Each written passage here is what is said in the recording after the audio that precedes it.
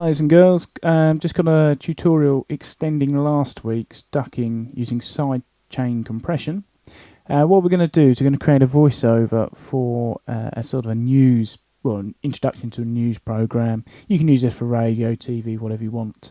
But to start with, I'd just like to point out, I can't do an American accent, and if you get where the reference is from, well, that's cool.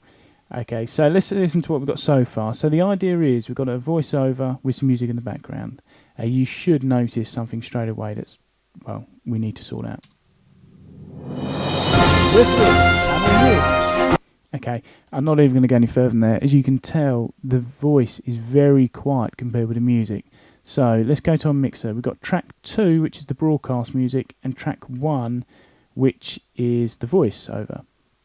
So let's get to track 2, and we're just going to reduce this, I don't know, -6, that'll do, some nice round number, just to bring down the music and get the vocals louder. This is Channel News with 5-time Emmy Award-winning anchor, Ron Burgundy. Okay, so it's a bit better. Music's a bit quieter, the voice is a bit louder, but it's still not cutting through. So what I'm going to do next is try and do some EQing just to get the voice better, which means I'm going to have to solo the vocal track. I do apologise again for my accent impression, it's rubbish. This is Channel News. Okay, so first thing you'll notice is there's a lot of bass and bottom end that we don't need, so I'm just going to put a low end cut on there, and that's just going to cut around about 136. Trust me, I'm not trying to be that accurate. Anywhere between 100 and 200 for this is fine. So I'll just get rid of some lumps and bumps, where someone might knock the mic. I did put a cut in between 200 and 500 just to try and get rid of some popping in the vocals. But then thought, actually, that's not what this tutorial is about, so I stopped. Now, I don't know if you know, but the human ear is very sensitive to around 3 kilohertz. It's basically what's called the intelligibility. Yeah, I got that right. I'm not going to try and say it again. But that's where the human hearing system works out the intelligibility of a conversation. So what you'll tend to get is, if you're starting to lose your hearing a bit, people, when they talk, sound a bit muffled. That's because this frequency range has been damaged in the human ear. And it's kind of where we work out what words are being said, how conversation goes. The biggest example is telephones. They don't have any bottom end to them. They don't have any top end. That's because they're trying to save bandwidth on data being transferred. And to understand what someone's saying, you don't need the top end. You don't need the bottom end. You just need this frequency range.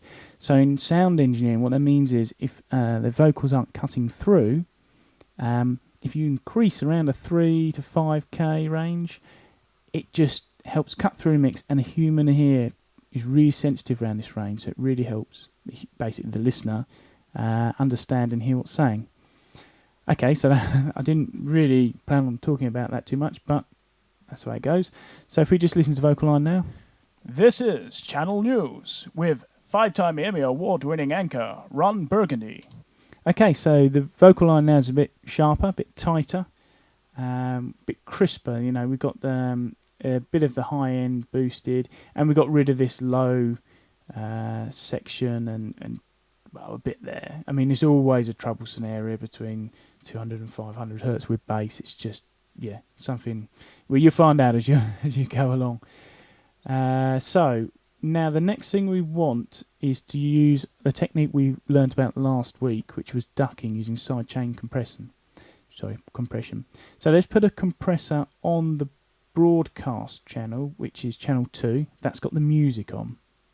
So go to Dynamics, Compressor, and a stereo compressor. So this compressor is on the music track, but by clicking where it says here sidechain and pointing it towards audio 1, it's using the vocal line as a reference point. So what I'll do is I'll start playing this. You'll notice the compressor is on the music track, but if you look at the gain reduction, it's working from the vocal track. This is Channel News. Okay, so what that means is if we increase the ratio and reduce the compressor threshold, let's go really extreme here. When we put the mix together again, so we've unsoloed the track 1, the vocal line, you should hear as the vocals come in, the music track reduces in volume. This is Channel News with 5-time Emmy Award-winning anchor Ron Burgundy. Champagne Spots. Okay, so I mean you can already hear that. You probably think to yourself, I've heard that actually before on a radio or news. The only thing I'm going to change is going to increase the attack. So what that means is as soon as someone starts talking, the music reduces in volume. It doesn't wait around long. And just increase the release just so it doesn't, it doesn't suddenly cut off and the music jump up again as soon as they stop talking. Obviously, you don't want to have the release too long, otherwise it would defeat the object of having this effect in place because it would just stay on the whole time. So let's listen to that. This is Channel News with 5-time Emmy Award-winning anchor Ron Burgundy. Champagne Spot. Okay, so that's pretty much the effect. I'm just going to increase the compressor threshold. It sounds a bit too obvious, and if an effect sounds really obvious, then you've probably done it too much. Everything you do in sound engineering is subtle. If you can get away with it, you don't want to change anything. You should have recorded it perfect, but that's an ideal situation. So everything's subtle. So yeah, that's the finished product. I'll just play it through, and thanks for watching. This is Channel News with 5-time Emmy Award-winning anchor Ron Burgundy.